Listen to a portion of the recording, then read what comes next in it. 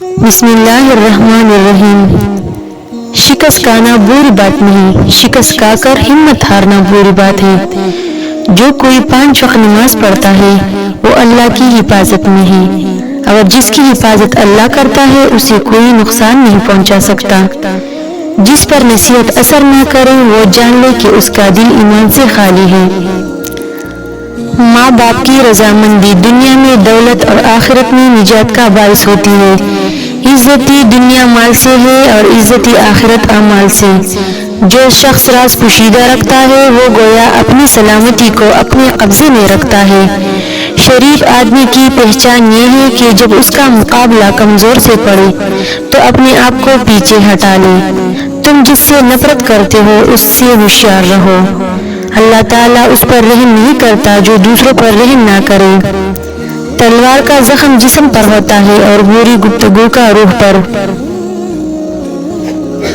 جانور اپنے مالک کو پہچانتا ہے مگر انسان اپنے خدا کو نہیں پہچانتا۔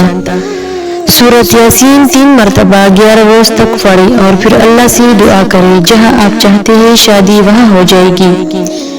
جو لوگ خدا کی دی ہوئی مال غلط جگہ پر خرچ کرتے ہیں وہ خدا کی نعمت کی ناشکری کرتے ہیں۔